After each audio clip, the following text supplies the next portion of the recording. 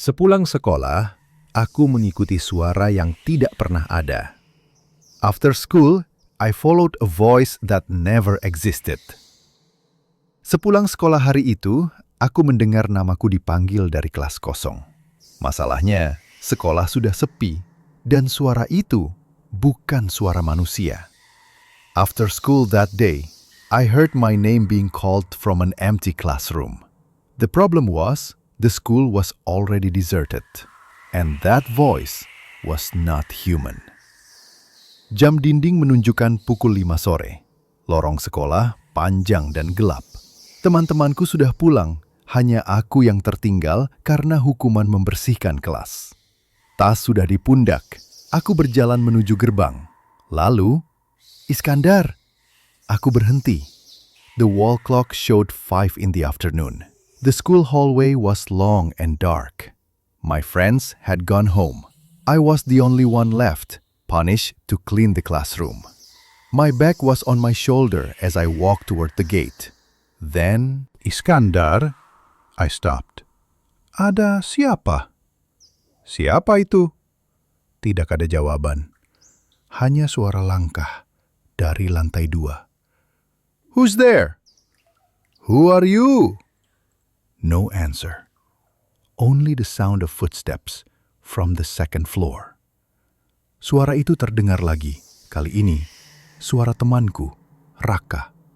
Kan, tungguin aku. Aku terdiam. Raka sudah pulang 1 jam yang lalu. The voice came again. This time, it sounded like my friend, Raka. Kan, wait for me! I froze. Raka had gone home an hour ago. Suara itu berasal dari kelas paling ujung.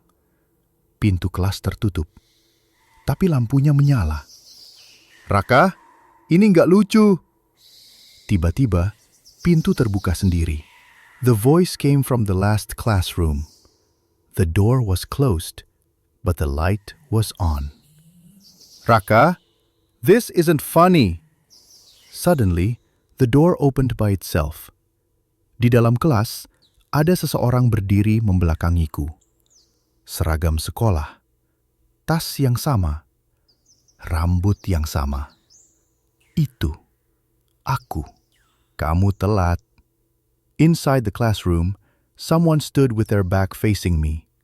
School uniform, same bag, same hair. It was me. You're late. Lampu berkedip. Udara jadi dingin. Aku tidak bisa bergerak. The lights flickered. The air turned cold. I couldn't move. Pulanglah. Sekarang giliranku pulang. Go home. It's my turn to leave. Aku berlari secepat mungkin. Tangga, lorong, gerbang sekolah. Saat aku menoleh ke belakang, sekolah itu gelap total. Seolah tidak pernah ada siapapun di sana. I ran as fast as I could. Stairs, hallway, school gate. When I looked back, the school was completely dark, as if no one had ever been there. Sejak hari itu, setiap sepulang sekolah, aku selalu memastikan tidak mendengar siapapun memanggil namaku. Since that day, every time I leave school, I make sure no one calls my name, because I know if it happens again, I might never make it home.